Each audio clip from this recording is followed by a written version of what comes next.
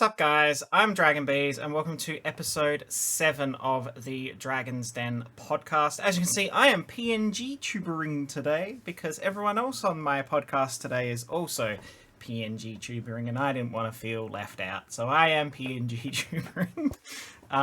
So we might as well just cross straight across and introduce all the peeps that are on podcast this month. So here we go. Oh, why is Wolfo over their own thing? Hello. So we've got Wolfo. Hello. We've got Dani. Hello. And we have someone hiding under a moon. Oh, woo. Oh, and yeah, so whilst we're going ahead with talking and stuffs, I have to move Wolfo's background because it's currently not where it should be. So yeah, how is everyone doing is the big question. Now I've made Wolfo disappear.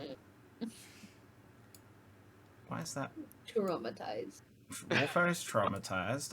I've lost Wolfo on my overlay. Oh, you guess. Wolf has gone to Castle Dimitrescu. Yes. I'm just gone. Just gone.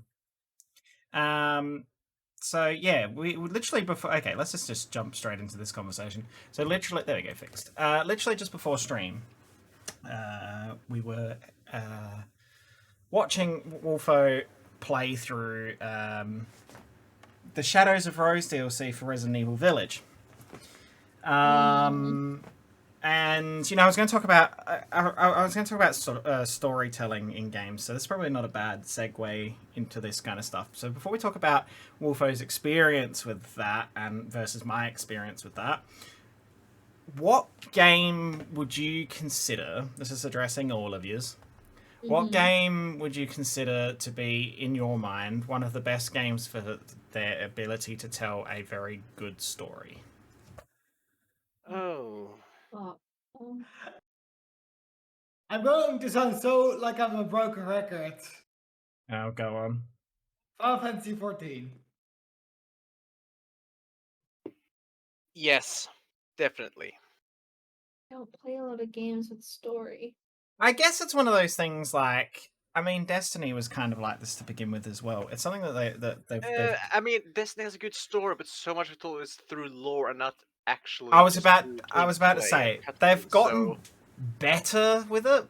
yeah, I absolutely love this story. It's amazing world building, but for people and players who don't dive into the lore and all that, it's so much is told through the lore. So if you don't do that, it can come across quite shallow and basic. So I wouldn't rate Destiny up there as having a great story simply because of that. But what I was saying, what I was getting at is that, correct me if I'm wrong, because I'm not a Final Fantasy player here. Final Fantasy 14 was rebooted because it sucked the first time around. The game was quite broken. That's was mainly it, and there was not a whole lot of things to do really once you were done with the story. And the story wasn't particularly great at that point. The story itself was. I mean, I never played 1.0, so I don't know for certain, but the story itself was decent mix from what I've heard. It's some good sprinkled in with a bit with bad. Well, that's the comparison I'm making between Destiny and Final Fantasy. Yeah. Is that those games have evolved as they've gone along and gotten better at teaching and telling the story. I mean, Yeah. Destiny is guilty of locking a lot behind, lore cards, and that used to be much worse because they had grimoire cards that you could only read on the website years ago, and that was like, well, that's dumb because you should try and tell a good portion of your story in game, not send your audience somewhere else every time they unlock the grimoire card. But yeah. The biggest reason for the change and the whole relaunch of 14 at least was because game director changed. So when Yoshpi was brought in to lead 14 instead, he made the decision that, you know what, gonna burn it all down, start off on the ground up. So that's why the whole calamity happened in game as a lore-wise explanation as to why everything was gonna be different when it started up again. And yeah, I don't know how long the servers went, but the servers were completely closed for quite a while before they rebooted with. It's been ages to brush up on this, but I believe it was a new game engine and just Yes. revamped absolutely everything. And it's, I mean, it's had a few bumps and such in the start. I'm not gonna deny that it was quite slow to get started up with the actual story. But once you got to the point and got involved with it, and it was very, it was amazing to put it simply. And it's still building, it's to this day, building a story that was set up in the very first rebooted story. Yeah, It's very, but that's like Destiny as well. That's that very ambitious, like ever evolving world kind of situation. Yeah, it's sort of silly because how final shape is gonna be the final act in the whole light and dark side of Destiny. 14's latest expansion, Endwalker, was basically the culmination of the 10-year story they had been telling there. But it's still building off from after that, with Yes. other threads that has been not been picked up on as much. So yeah, a bit of a tangent, but yeah, just both in their own aspects, amazing storytelling. It's just that I can see why Destiny wouldn't do that because Final Fantasy is literally hours upon hours upon hours upon hours of story. Yes. I can see why they don't do that, and that's because I believe because it wouldn't quite fit the game style, so to speak, because they are very different in that perspective.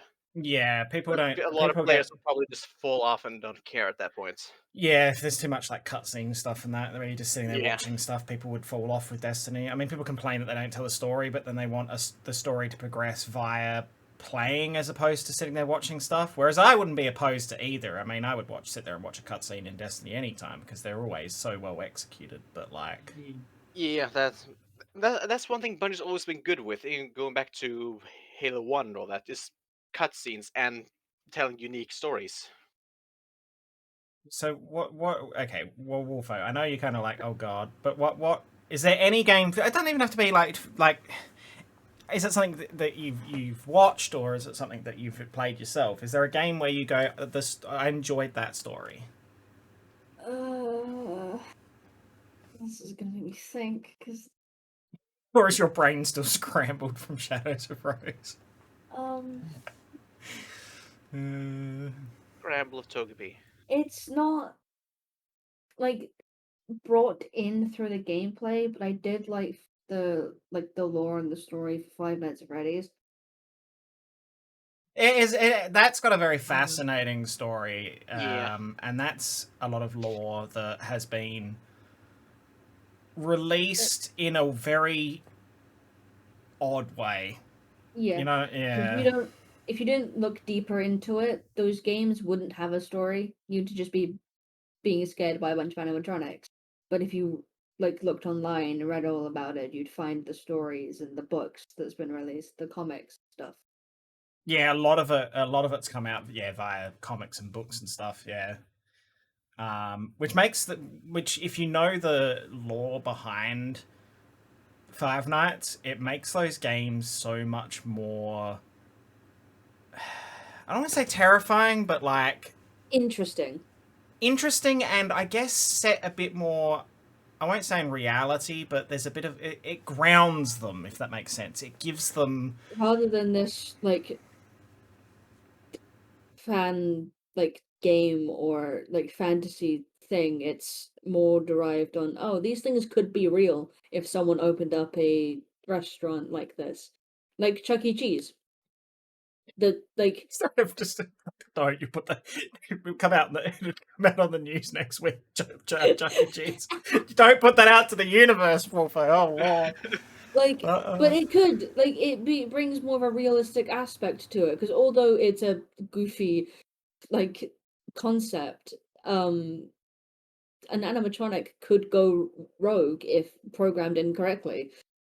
Goes down that whole like. That would depend on how advanced an artificial intelligence has. Yeah, as well. Exactly, yeah, and yeah. that's one thing. And that, that's a whole different can of worms. I was gonna say Yeah. that's an interesting topic to discuss because I know it is such a I wouldn't say controversial topic, but it is a topic that has a lot of people concerned. Is how far does an AI go before it becomes a danger to the people who've created it, kind of thing? You know, because with any computer program, there's always an element of control and being able to maintain that level of control, so that there's always the human element. There's always the element of like, you know, being able to have some semblance of control over it. The moment an overriding feature, essentially. Exactly. You know, basically, it would be at the very minimum equipped with a kill switch kind of situation that you could shut it off and not have it continue to think for itself, kind of thing. And that's where, you know, there's been in those. I didn't imagine the conversation going this way, but this is a fascinating topic. Honestly, is that that woman robot thing that's been developed that you've seen so many times, and it's so humanoid, and so it gives me Detroit Become Human kind of vibes. In the, where do we draw a line? Like, where do we go? Well, that thing could just suddenly, you know, go rogue and have it, because it's thinking for itself and it's learning. And you know, there's a difference between some games have mechanics that learn, you know, your behavior and then adapt to them. Alien Isolation. I was going to say Alien Isolation is a very good example of that one. But even then, it's still contained within a game. It's not like the CD is going to come flying out of your Xbox and chop your head off or something. You know, like it's not that. Like, it's contained and it's still, you know, it's an interesting concept. But we're literally talking about a physical robot. Yeah, but even when it is capable of learning and adapting, it's still within a set of parameters. And but where do they draw that line? Well, the thing I was going to point out is to even make proper artificial intelligence that requires it to be intelligence on this planet in the first place. Well, we're fucked. But so, no, I know what you mean. But like, there is it's still learning, and that's where the people who are creating these things, whilst it's like, don't get me wrong, I'm not shunning their incredible ingenuity in what they're doing, because it would take a great deal of, you know, thought and mental capacity to be able to develop something of this nature. But then what happens if they were like, well, let's push those boundaries and start removing some of these parameters? Because then that's when you start getting into the Five Nights at Freddy's kind of mindset of like, these things are like pseudo free thinking, doing their own kind of thing, and it's like, ugh. Like, it's a weird thought. And you know, that's where technology, you know, the technology has evolved so much in the last 40 years compared to the last 4,000 years, if that makes sense. And it's like, are we going to go so far past the point of being too advanced for our own good? You know, is the human race going to be replaced by robots? Like, you know, or extend our lives because of that result, you know? Like, what's stopping us putting a conscience in someone in you know?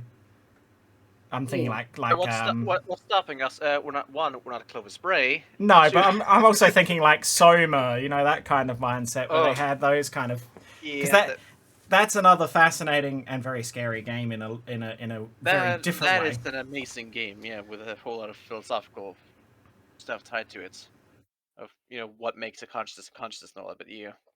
Like, Wolfo, if you had the opportunity, and you, we're thinking down the Soma route here. If you, I don't know if you know anything about Soma. No, nothing. Okay, so Soma is a game in which basically the human race has gone extinct, except for some people they kept in safe bunker things down under the ocean.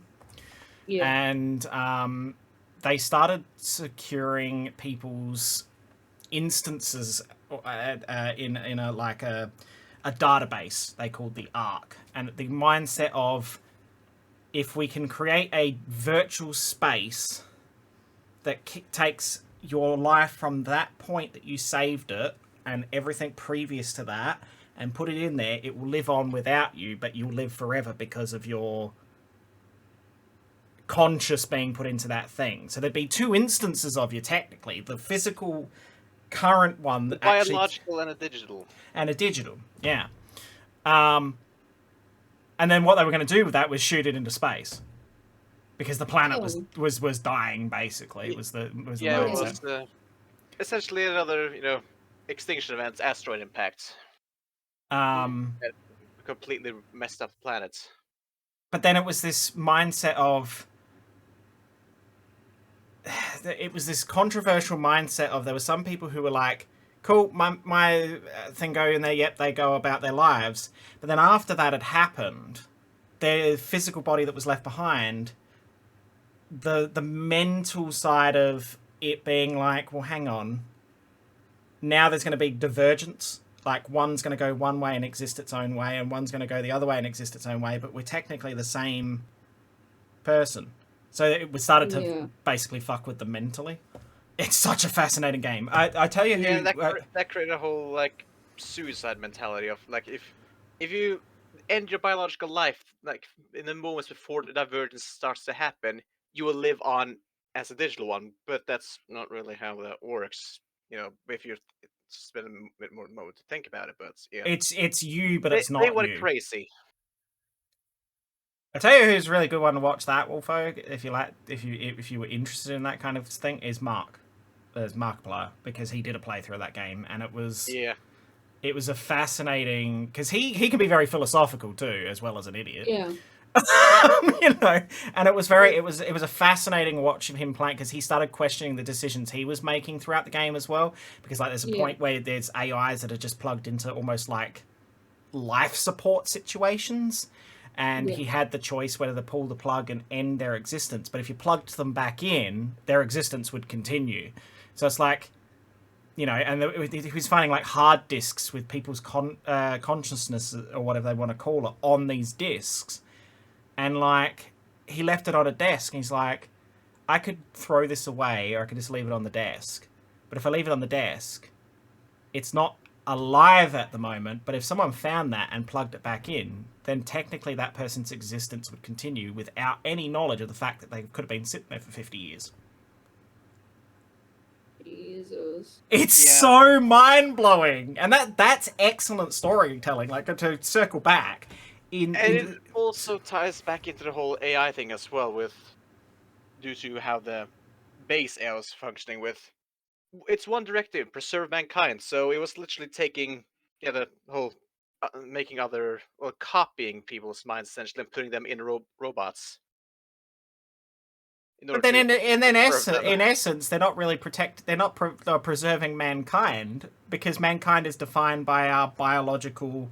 Yes, but that's because the team on board just reached the conclusion of, if digital versions of themselves exist, mankind exists, and the AI took up that very same approach. Yeah. If I take a digital version of the brain and shove it in a robotic body, then they still live. Yeah, it's so weird. It's so weird. I think it's best explained by the one line from one of the last humans on there: nothing is allowed to die. Yeah. But then, see, the question was, even like with Mark, this is getting really philosophical.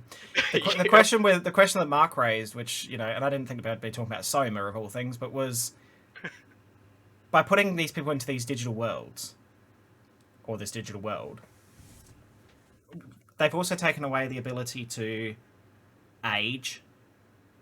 Or he said, were they aging? But then, if you can't die, then what's the point in aging? Because wouldn't you just keep aging until you basically shriveled up like a prune? And then on top of all that, is like, is there such things as disease in that? Because all of these things define the human race, because this is what we are.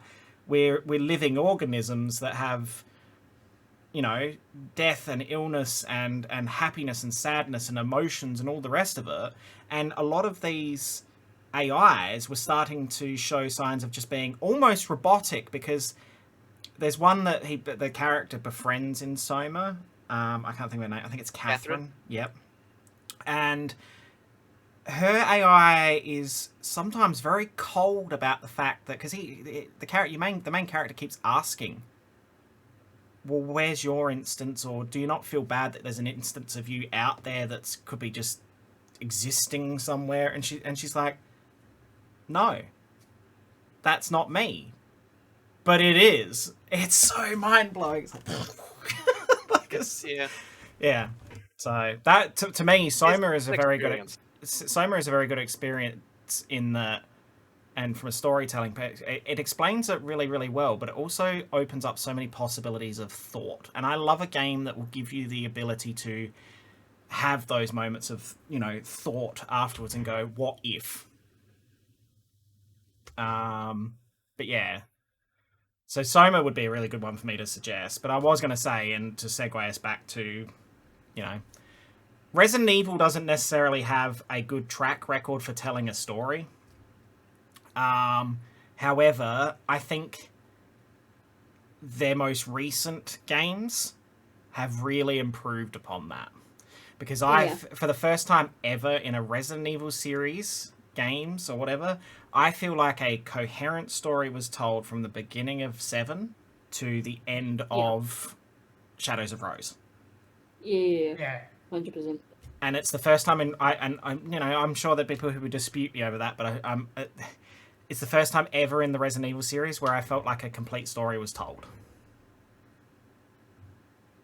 Because some of the other games get either really convoluted or very, very poorly explained, and, you know, like 2 and 3 kind of or 2 and 3 happen at the same time, technically, but then continuity-wise, it can't, because there's things that you do in 2 that would affect 3, and there's things in 3 that would affect 2 from a storytelling perspective. Whereas, you know, what happens in 7 impacted on 8, but what happens in 8 isn't retconning necessarily what happened in 7. It built upon what happened in 7. Yeah. Like, and even the characters are compelling. Like, you know, we joke around about Wolfo's obsession with Lady D. But, like... She is incredible. And that's a tribute to... Let's be honest here. Let's mention the name who... Maggie Robertson has made it... that character memorable. But every character in that game is memorable. Yeah. You know, the 4 lords are all memorable for their own reasons. Yeah. Whether it's, you know, the Lady D, I mean, obviously, looks-wise, it was a selling point for the game, for Village. Yeah. You know, everyone was into the 9'6", mummy, come here kind of motion. And, but as a character, and once again, I think Resident Evil or Village did a really good job of putting the notes and things around that you kind of don't miss that many if you are following the path, if that makes sense.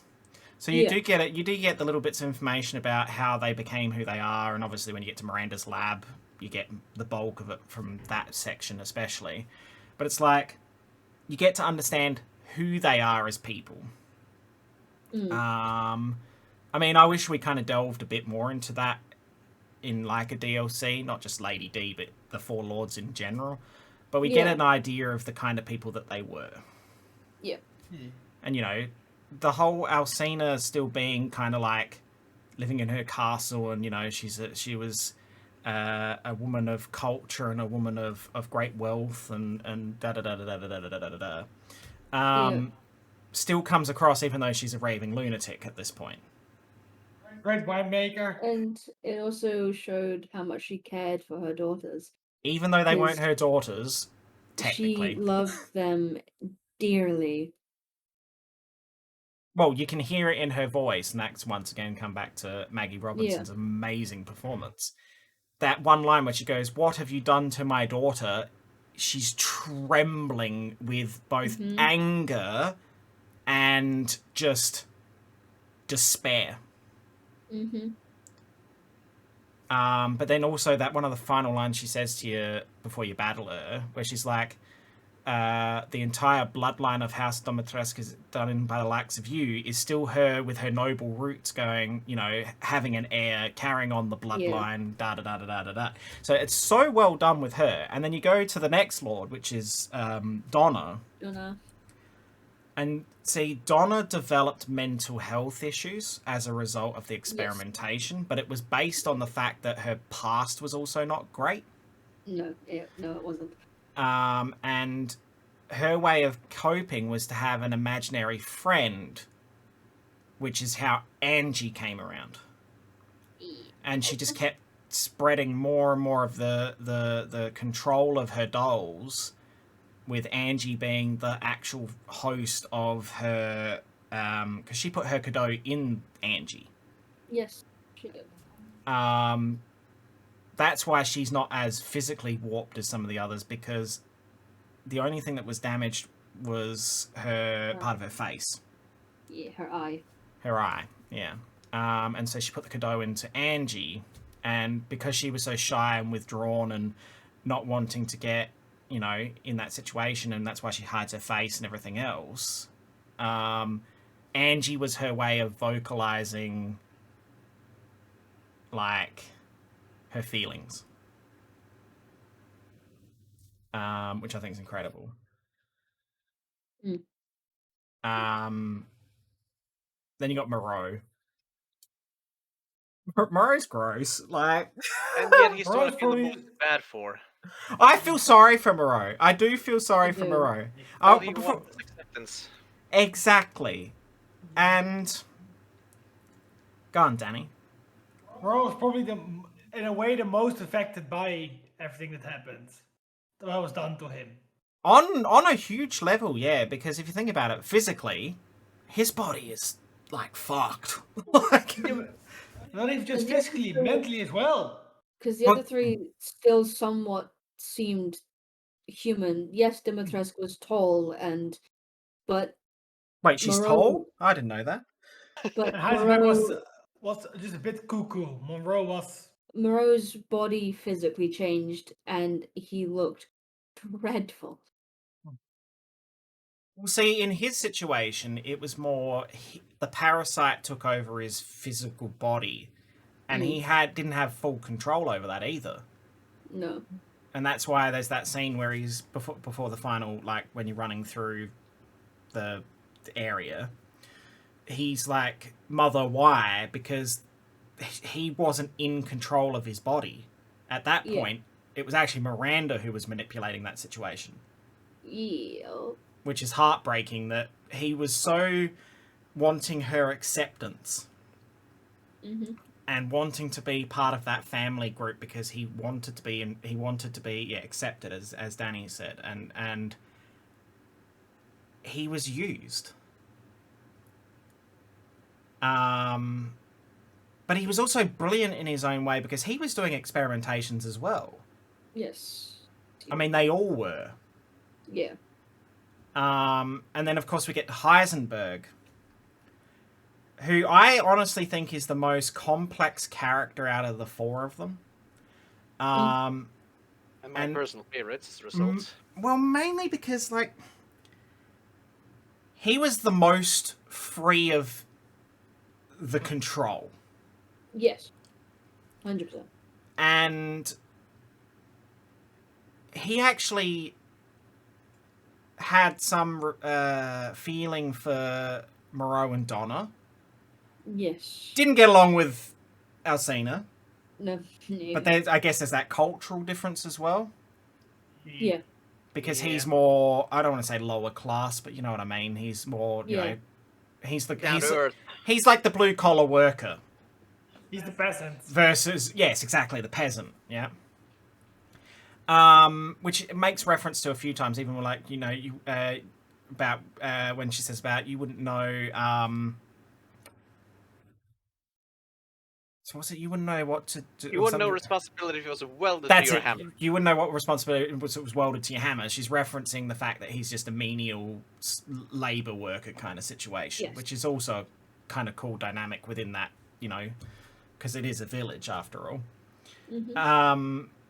But then he's also the one who wants to rebel against Miranda and doesn't actually stand for what she's doing. But then he has his own agenda, which we never truly actually know what his agenda is. Because he's like, I want the power for myself, and he wants to get rid of Miranda, but, like, he also was like, you know, my own army and that kind of thing. So we don't know whether he was it was a power struggle thing in his head that he wanted to overthrow Miranda. It's hard to say. Yeah. But I kind of wish... From what I've got, he wanted to be free from Miranda, but he knew it would take great power to, well, overpower her. Therefore, on one side, his army, but on the other, he recognized the immense power that Rose could wield. He did, yeah. He also... the same problem, and when combined, would provide a almost guaranteed victory for him. Finally be free of her. But what a brilliant mind. Yes. Like, you think about what he was doing, I know, very disturbing, obviously. But Yeah. you find the entire factory. You find that log where he's doing the procedure about, you know, reanimating the body and, you know, I'm going to try so many volts to start it up, and he was replacing, like, organs with metal, you know, components and mechanical hearts, and he's way more brilliant than what the game even portrays.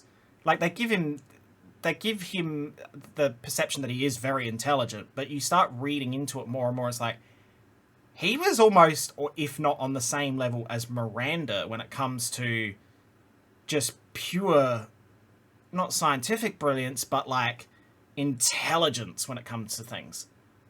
Yeah. Like, he was clever. You know, so... but also very disturbed. But not because of necessarily just the Cadeau situation. But then you also feel for him, because he's like, you know, we were kidnapped against our will. Yep. We were made to what we are. Yeah, and he was the only one who didn't accept that. You know, it's sad. And then Miranda is just... A bitch. Miranda's your typical Resident Evil villain in the fact that it's that whole mindset of it's all about her.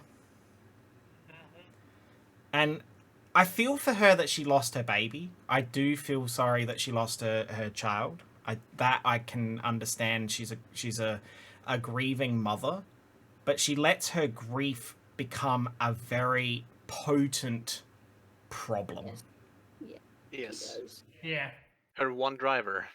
And, you know, spoilers. Let me just highlight this. Spoilers. We're going to talk about Shadows of Rose. Spoilers. Spoilers. Okay, you got your chance now. If you don't want to hear it, spoilers. If you want to continue with the conversation after we've talked about spoilers, I will put a timestamp in the description below as to when it's safe to watch again. But we are talking about Shadows of Rose. Okay, I think I've given plenty of time now. Yep. Let's go skip ahead. If you're still here, it's on you. It's on you.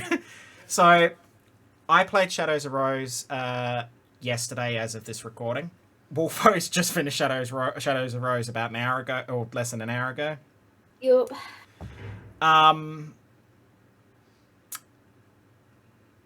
Okay. We're talking about storytelling. So we've talked about the main story. You got all of those guys. And it finishes up, obviously. Ethan, in the real world, dies. And there's the revelation that he's nothing but mold. Yup. And the fact that he died... Okay, hang on. This is where it gets complicated. It makes sense as a story piece, but for those who don't know the story... He technically actually died right at the start of Resident Evil 7. Yes. The first time Jack Baker, which is the famous scene of Jack going, "Welcome to the family, son," and then kicks your head in, Ethan technically died there. But because of the Megamycete and the mold and everything else, it was that it helped him to survive kind of thing, and his consciousness was brought into that zone. But because it was so early in the process, it probably just came across as somehow I survived being kicked in the head, and he just carried on, you know? And it might have also been something, maybe some unique genetics something played in as well, because seeing as his own body was reanimated for him and continued on living with him. So, and he was never under the influence of the Megamycete. so he's a very unique case in that. And so you also find out that Mia was involved in investigating and part of the crew that was involved with Evelyn at the start. You find that out towards the end of Resident Evil 7. Mia is also infected by the Mutamycete, which they thought they had found a cure for in 7, but obviously they didn't, because she takes the cure and then a little bit later on she still gets infected by Evelyn in 7.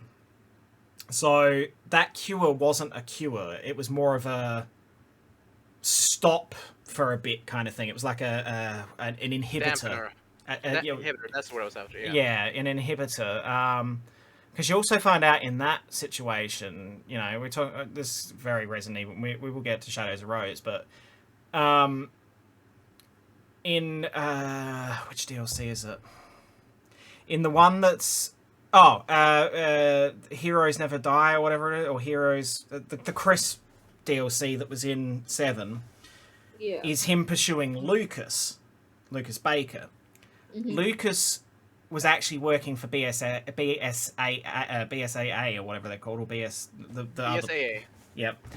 And that's who was after the Evelyn project. Which we find out, you know, we first introduced to Chris, who ages so rapidly in 3 years. I'll never understand why Chris Probably went... all the stress of having to be with me and Ethan.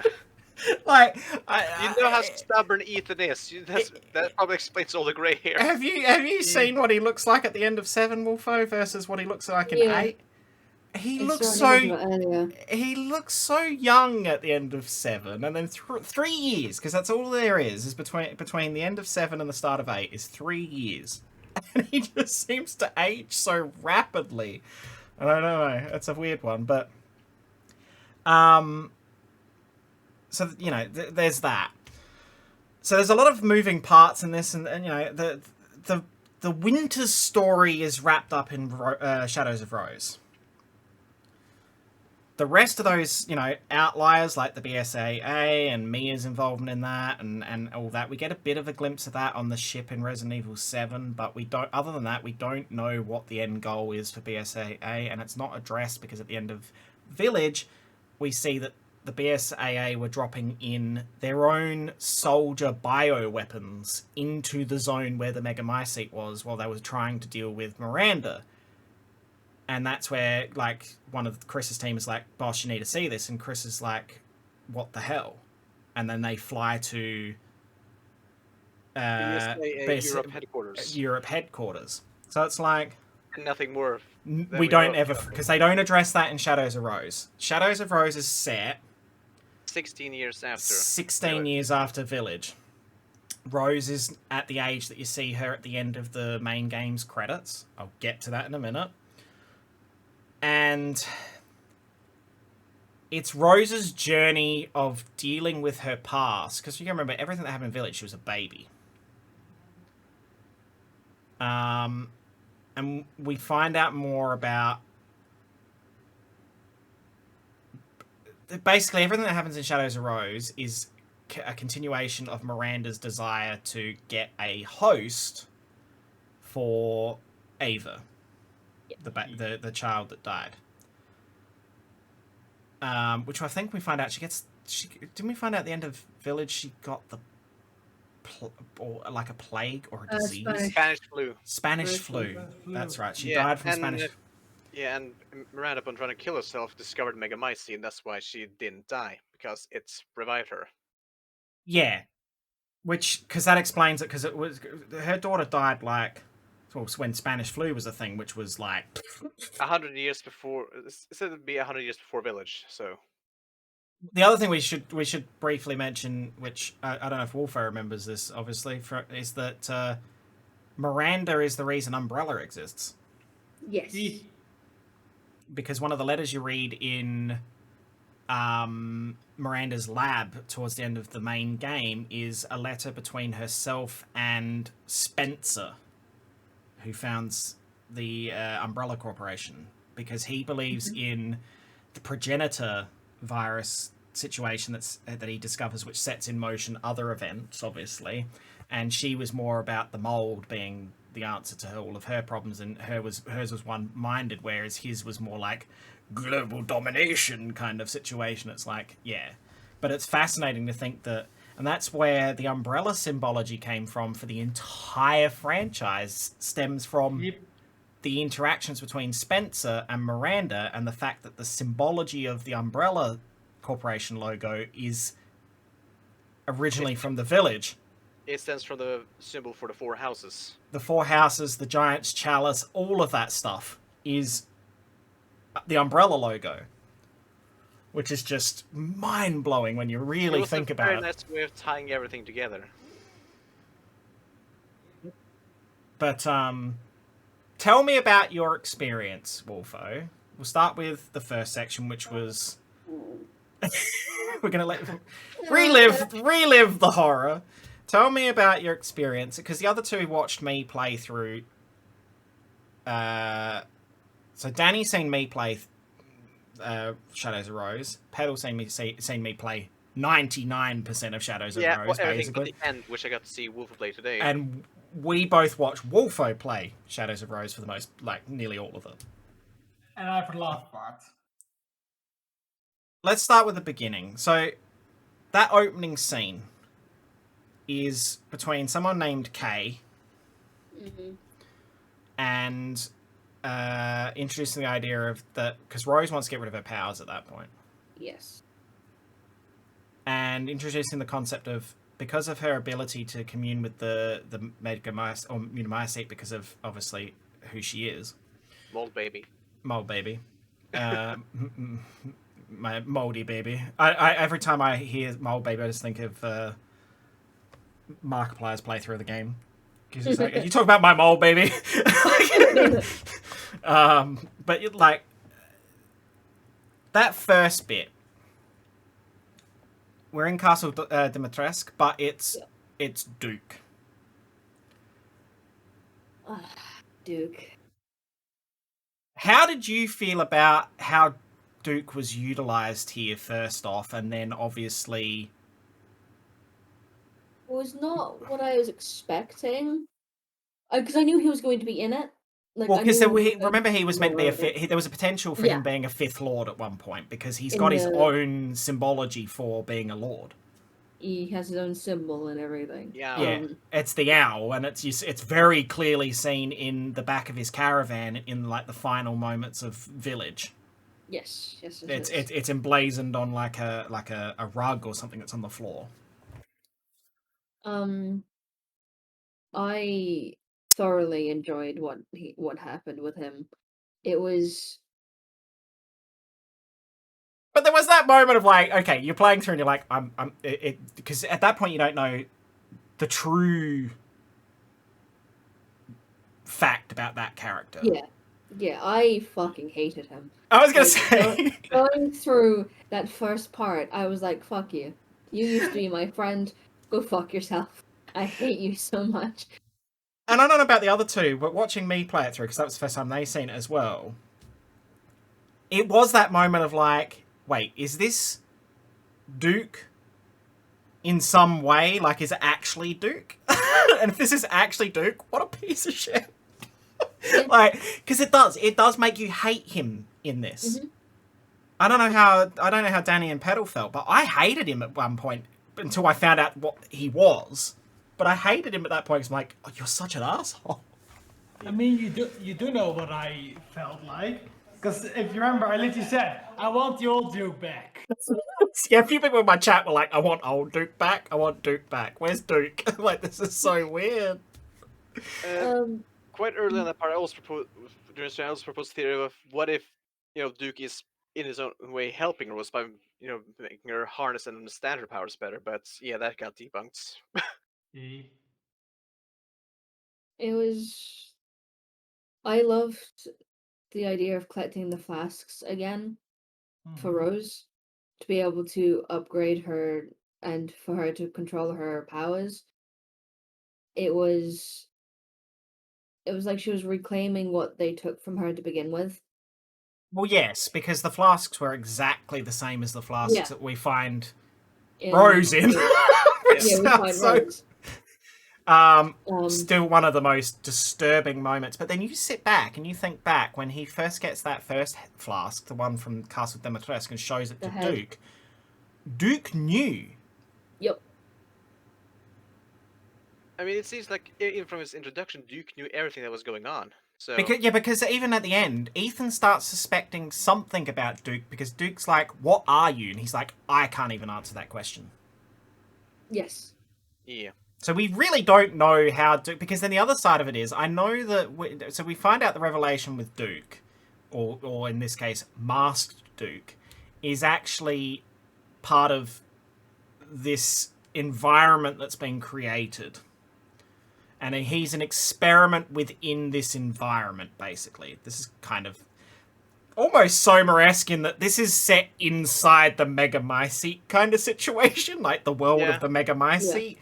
And all these consciousnesses are in there, but there's a piece of paperwork that you read later in the game or later in the DLC where it's like the Megamycete, because if you remember, Miranda says the Megamycete records everything that it comes into touch with or affects.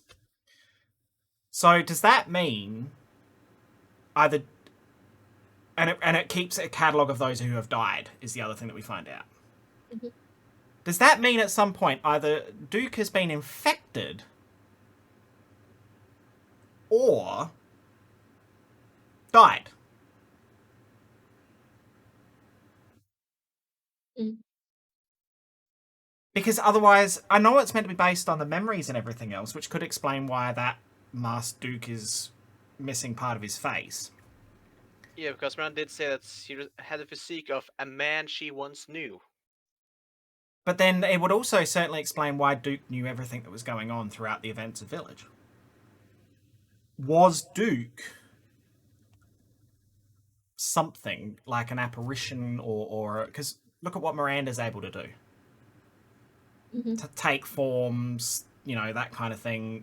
She does it again in this, like she did. I can't believe I didn't see that coming. I can't believe I didn't see that coming because, like, you sit back and think it's literally how the first game or the main game started was Miranda. Yes, and same way in a different way, so to speak. Yeah, like it was like Miranda taking on the body of someone else close to the person who's sort of the target. In that case it was Ethan and Rose, and in this case it's Rose. It's like, why did we not see this? And then once again Miranda's like, Get caught. Haha, it was me all along. I mean, I think it's because we haven't seen this aspect of her power before. Because before she literally shapeshifted, this time she just created an illusion. It's an extension of her. It's also Yeah. a character we weren't familiar with. Yeah. Well, I at least What a wasn't. Wolfpack squad. Yeah, so it was someone that we assumed we could trust because it was Chris. Like it was a part of Chris's group. But then in And- saying Rose that, did- I mean, you had a bit of doubt planted in Mia from some of her actions in the first one. I get that, but even then, there was still that moment of it being jarring that Mia got shot at the start because we didn't know that was Miranda. We assumed it was Mia. I mean, we all assumed that Mia wasn't going to die because we all probably assumed she was infected with the mold anyway. Because there's little hints at the start of that one where it's like, doctor's tests and that. And more sugar. Oh my god. No sugar. Oh, no sugar, sorry. And it's like,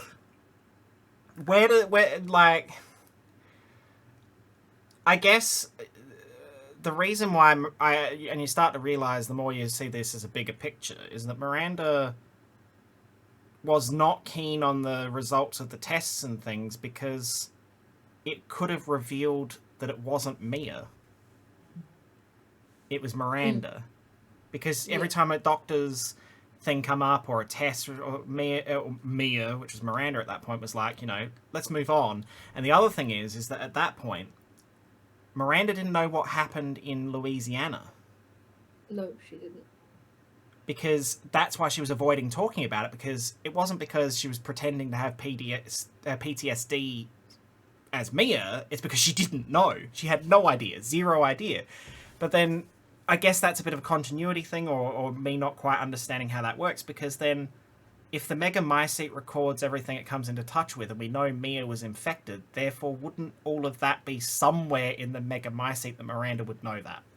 It might have been that's, as mentioned in the those memories and such become diffused, diluted over time, so it might have not wanted to take that risk of, in the case of if she misremembers something, it could have been a bigger, more of a hang on. What are you talking about? That didn't happen moment for Ethan. Yeah. Mm-hmm. Or maybe because we've also found out in Shadow of Rose there are multiple layers to the Mega Mycete. There is, yes. Miranda is in Inception style. Yeah, exactly. Miranda's in the deepest part of or almost the deepest. The lowest stratum, yeah. Yeah, there they are call 3 it... stratums there. But maybe those memories were in a place where at that time she didn't have access to yet. That's also potential. Yeah, that's potentially. That is a possibility, yeah. We also get to see these creatures that are kind of like the molded in from 7 in a weird sort of way. They're more like the molded that were in the DLC of 7, but they make awful noises. I hate the noises. They are so... I don't know. I don't know about you, Wolfo, but that sound they make is like... It was unsettling. It is. That's... Yeah, and it kind of... Every time. It wasn't even fear. It was more... Just nothing natural should make the sound. Exactly. The one thing they nailed in this DLC, which they nailed in the whole game, but they nailed in this DLC was sound and atmosphere and music matching the situation. Which leads me to the next bit, which Wolfo loves dearly. I had so much fun. So we finished with the whole Castle Dimitrescu thing, and it was a trap to get us into the next layer of the next stratum, which leads us to a place that looks like House Beneviento. And Wolfo had the same reaction I did when it first pops up, when you like, okay, where am I now? And we looked, I separate playthrough, obviously. We both went, oh shit! It's literally like, oh no! I was worried they were going to bring back the babu, and I was going to cry. But it was even worse. It was even worse. It was like, give me the babu. I want the babu back. I don't know if I wanted the babu back technically, but I also I nearly had B Scream 2.0 at one point. Yeah, House Beneviento strikes again. I honestly think that the DLC version of the events that go on in House Beneviento overall were much more scary and unsettling than the first time we went through. And it wasn't even all just pure horror. Don't get me wrong, there are moments in that I was petrified. I'll get to that bit in a minute. But the overall atmosphere of that whole warped reality, which really works well because that's what we know of House Beneviento. Yes. It's a warped reality, and it's still a warped reality. It's a warped reality within a warped reality. So we get in there, and you start having to deal with collecting these dolls. And the dolls are representative of things that happened to Rose growing up. Her bullies, her classmates that bully her. I'm assuming one of the bullies was Jimmy. There's a door with Jimmy's name on it, or whatever, the red door. Yeah, it's the three main names that stand out as Lucy, Catherine, and Jimmy. Yeah. Because as growing up, especially in teenage years, by the looks of things, early teenage years, Rose was having trouble with the mole problems, as in like they would have a hanky on them at all times because they would like almost perspire the mold. Yeah, white as- She sweat. described Sweating the it as white icky sweat. stuff. Yeah, It's which is literally like it was white sweat, but it was the mold. Yeah. And so we're going around collecting all these dolls and that, but it's the same layout and there's elements that are very similar. But you start seeing, and this is what I love about world building, because this was building towards exposing another character that was brought into this world. There was black scribbles on the wall, like sketches and drawings and stuff, and a familiar voice that the first couple of times they spoke, both Wolfo and I thought it was Angie. But it wasn't. The further on you listen to them, the laugh, the voice, and even the cadence in which they spoke, you suddenly go, oh my god, it's fucking Evelyn. Mm. So you Like have she that. I was in the well part. She fucking giggled, and I was like, Yeah. "You whore!" And the doll that you get from the well is the exact same doll that represents Mia in Resident Evil 7. We also at one point thought it might have been Dana. 'Cause Yeah, it was actually slightly different. Yeah, that's what I thought at first, because we weren't sure who it was. We just knew it wasn't Angie. So I thought maybe it's Donna, because maybe we're in her memory. Then second time I spoke with her, I was like, oh no, it's so much worse. It's Evelyn. She's back. So then what happens there is when you get there's a few areas where you have to put these dolls. First it's 1, then it's 2, and then it's 3. Classic gameplay kind of mindset. Get them as you're going along. And then you get to the final room, which is the same room that the Mia doll was laying in the main game. You put the 3 dolls down. But when you're going to put the 3 dolls down in the hallway, when you come around the hallway and the first time, is the Mia mannequin. Fuck that thing. Just standing there, not doing anything. Menacing, but just The standing there. The Miakin. So you go put the dolls down in that, and then there's a whole bit of dialogue and stuff going on, yada, yada, yada, and there's a whole sequence of things. I can't quite remember what order because it's all just a horrible blur in my mind. We find the monkey first, like the teddy bear first, and then it's the dolls. Oh, yeah, there's the monkey. Yeah, there's Rose's monkey that you see him Ethan playing with Rose at the start of Village. Is very prevalent in this area because even outside before we come in, the big grave that's outside the door, the big grave says let's play, and inside the grave is all of just multiple copies and different sized versions of that monkey. Which, you know, just that whole sequence is just, yeah. So then what happens is you do all the dolls, you can do that, and then it's like, fine. Come up to see me, this voice, which at this point we've known it's Evelyn. But you know, but Mummy won't like me helping you. And that sets off a thing that literally turns into, you go to the elevator, it stops it's not working, it's got no power, you pick up a map, and you got to go to that bedroom, which if anyone's played Village, you know the bedroom is where you hide under the bed when the baby crawls in. Ugh. And you grab the fuse from the exact same fuse box. And that's what I love about this. You know, some people go, oh, they're reusing assets, da da da.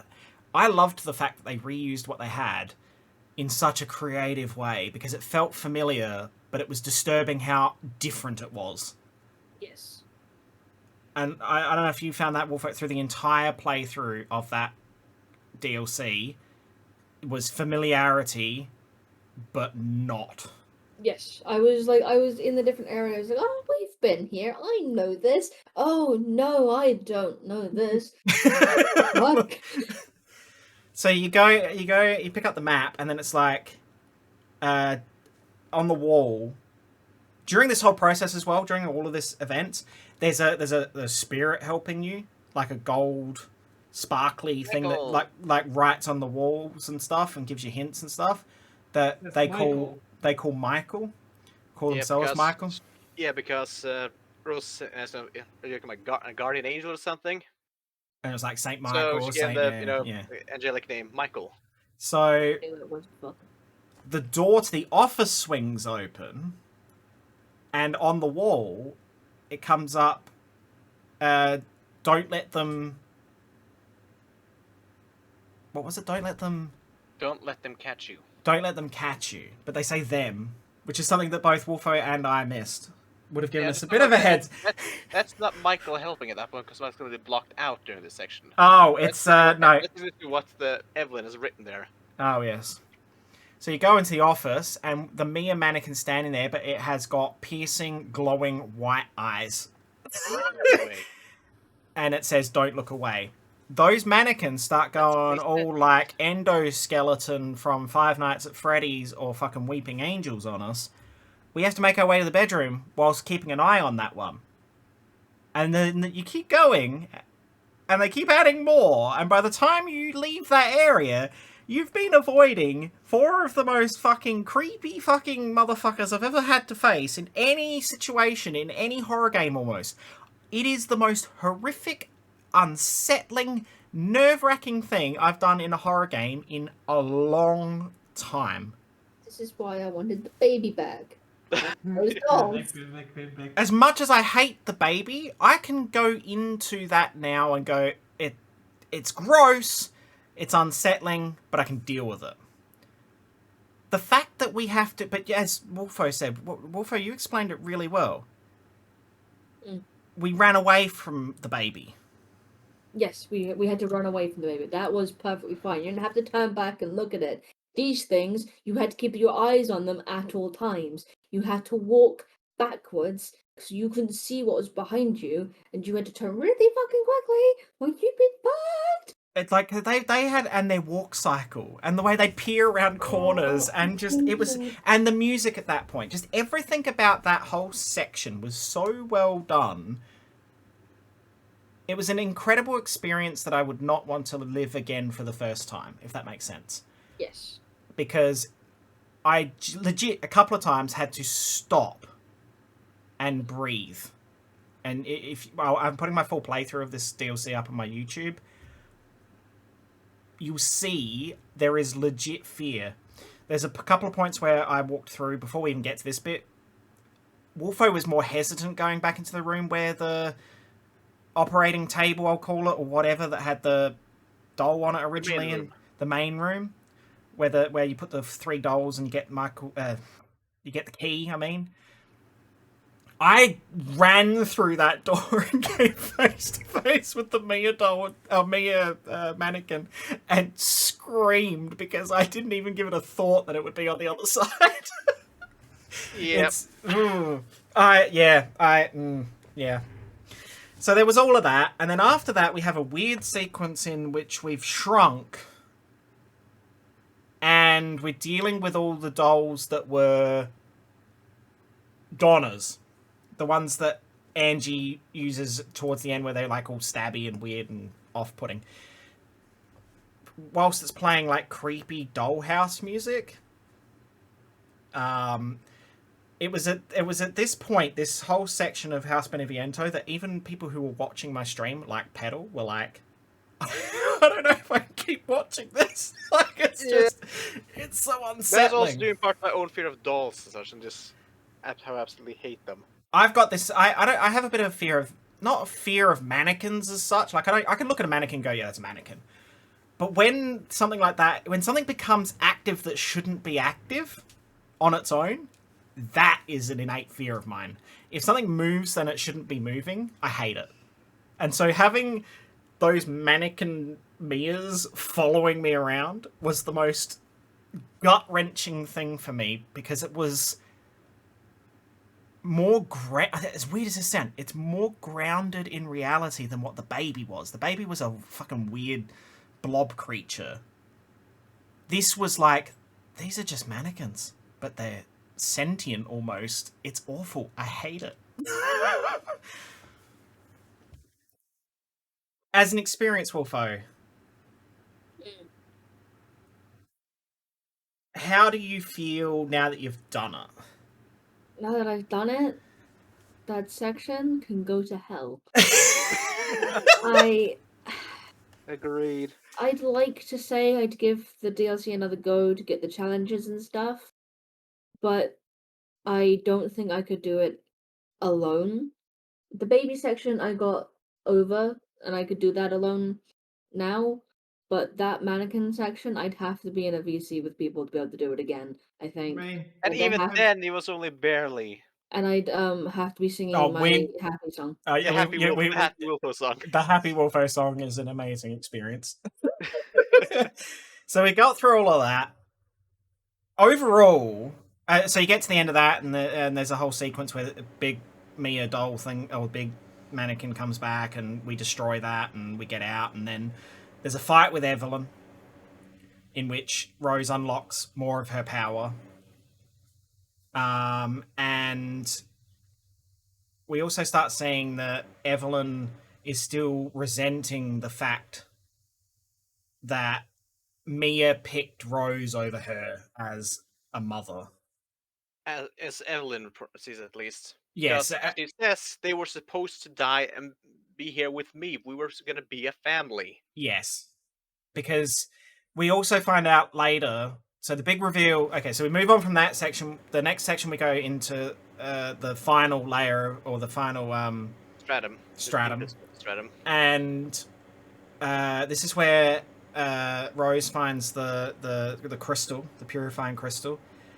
But they start losing their powers because obviously they, purifying crystal. And Miranda reveals herself as, because just before we see that, we get in Miranda's lab. It's that part of the village. We come out, we see the thing, we walk all the way down, we go into the hole in the village, we're battling a whole heap of our weird mutated selves and everything, the weird shadows of Rose, appropriate. Husks. The husks, as they're Rose husks. That's what Miranda started calling them. Rose copies, but yes, you also refer to them as husks. And so Miranda reveals herself, and she had been continuing her investigation and realized that no matter how much she tried to reform the perfect vessel for Ava, even in this existence, nothing would compare to the real Rose. So she reveals that it wasn't Kay that was there, it was an illusion created by Miranda to lure Rose into this dimension, because she couldn't face Rose or deal with Rose outside of that because Rose was too powerful for her.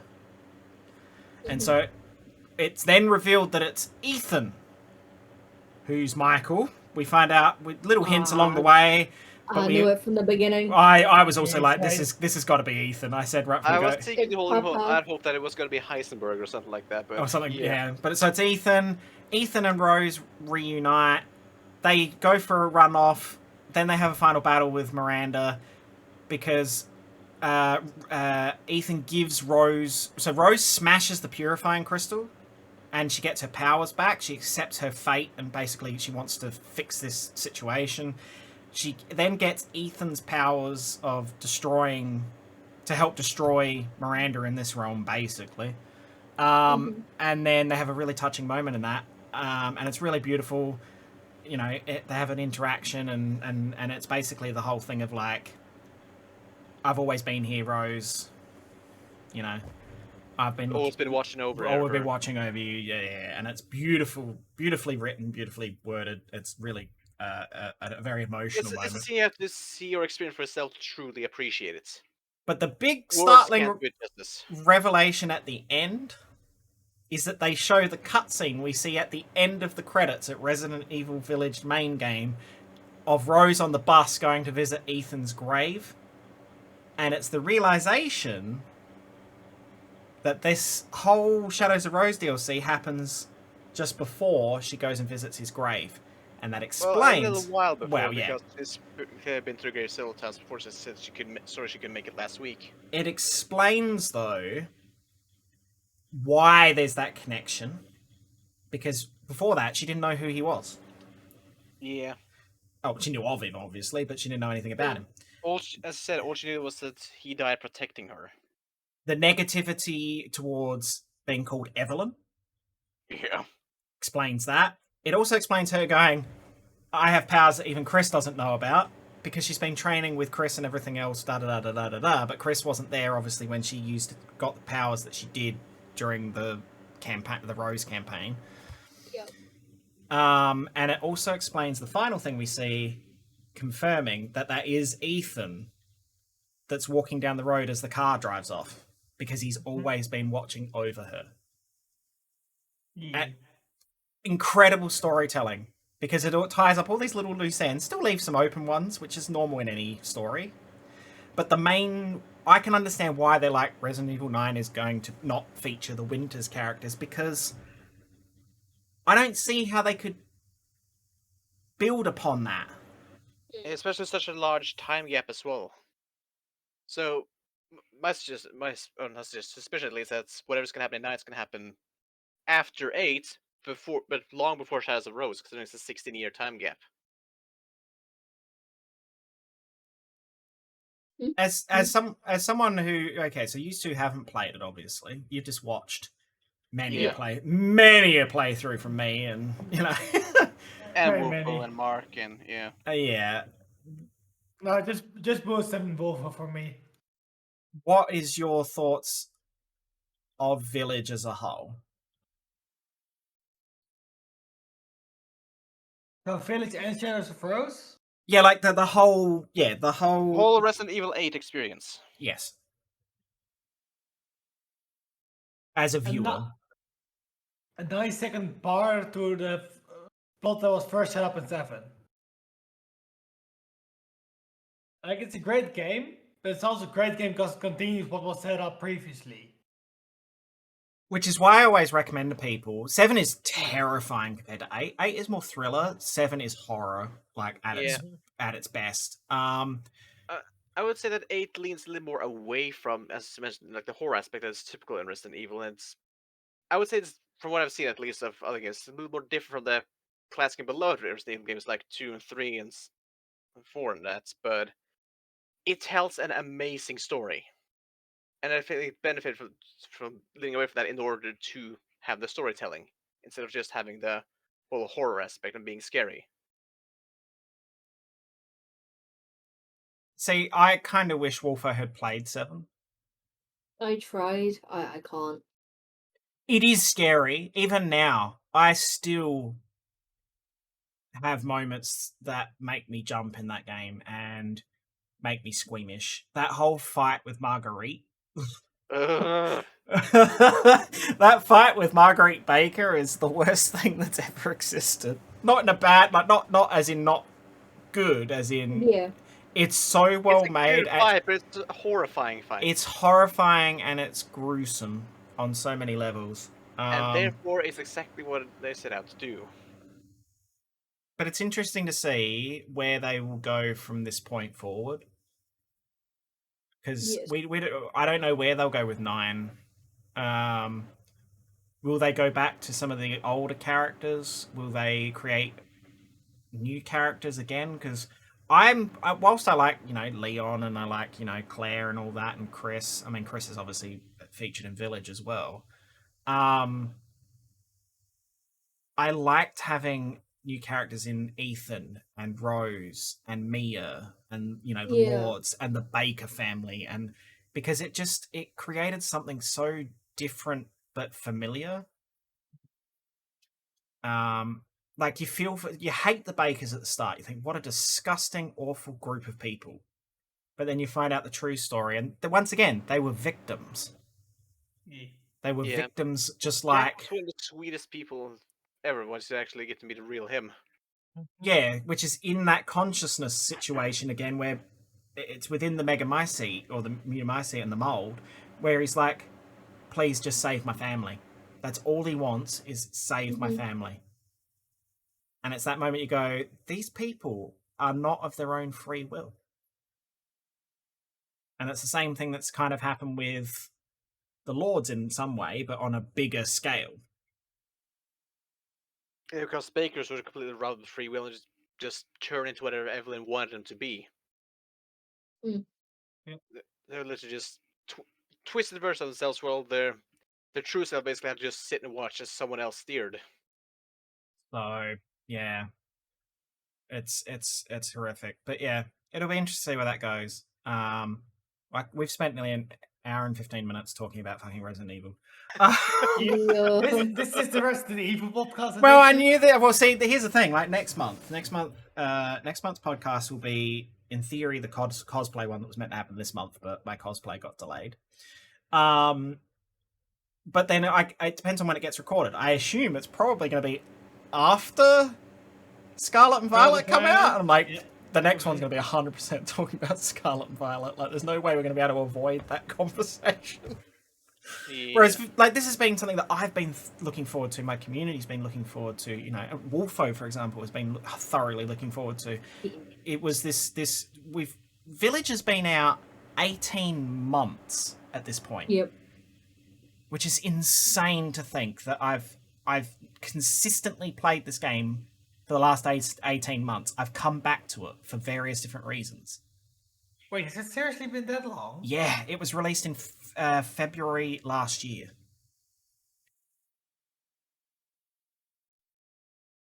May, one of the two. It's been out for quite a while. It's been out because it must be May, because Resident Evil Village celebrated 1 year in May because I streamed it for that. So yeah, it's been 18 months. That's nuts. I can check if you just give me a moment. I'm pretty sure it's May. Let's see. Released in May It's either May. 7th, There you go, May. 2021. There you go, May 7th. This has been out for 18 months. Jesus. And this game has been such a pinnacle moment in the last 18 months of my playing different games on stream. This has been a highlight for me playing Village. It was one of the first Resident Evil games I've actually played to completion. So, what a great It game. was a wonderful game and a compelling story. As far as I know, we're not getting any more DLC. That was it. No, yes. Which is a shame. Which is a shame. But they did add an awful lot. We got more stuff in They did. Mercenaries. We got a third-person mode. We got the Shadows of Rose stuff. You know, there's all these unlockables and stuff. We got a lot, you know, of stuff that's been put through. So I recommend playing it if you've played Village, because it does give you a very nice cap ending to this entire Winter's saga, like they set out to do. So, but anyway, we probably should wrap up after that. That hour and something went so quick talking about story building, and then went into the Resident Evil Village stuff. It was unavoidable given what had happened just before. Yeah, I mean, this last 24 hours has literally been Resident Evil Village play, you know, for both me and for Wolfo. So it kind of worked out well that I had you guys on this month's podcast, because in some way, shape, or form, we've all been through the same experience watching this or playing it, obviously. You know, we've all been there for the entire experience, whether you miss bits of mine or miss bits of Wolfo's, you've seen the entire piece together, you know? So, incredible experience. But anyway, that's enough of that, otherwise we'll keep talking. If you want us to have more deep dives into this kind of stuff, because I love talking about story and lore and stuff with franchises that I'm familiar with. Don't get me going. I can be here for hours. I'm happy to do these every now and then, because I do enjoy that, and I like talking to people who also are passionate about whether it's as a watching experience or as a playthrough experience, as has been the case with Village. So let me know. But thank you to Wolfo, Dani, and Petal for joining, especially because it was last minute, because it was meant to be the cosplay one this month. I do appreciate that. All of their details and stuff will be in the description below, because they all do stream at various different times, some more frequently than others. Yeah. Yeah. Isn't it great? You got Boost, then Popper, then me, then Wolfo. I was going to say, that's literally, it's like a step of, you know. So, Better. Make sure you subscribe to the channel, then you know where videos go live, and click the notification bell. And yeah, thank you for watching. And I guess we'll see you in the next one, which won't be PNG tubing. It will be full on cosplay. So I will let you guys know when that's going to be. But until the next podcast, we'll see you then. Thanks for watching, guys. Bye. Bye. Bye-bye. Bye.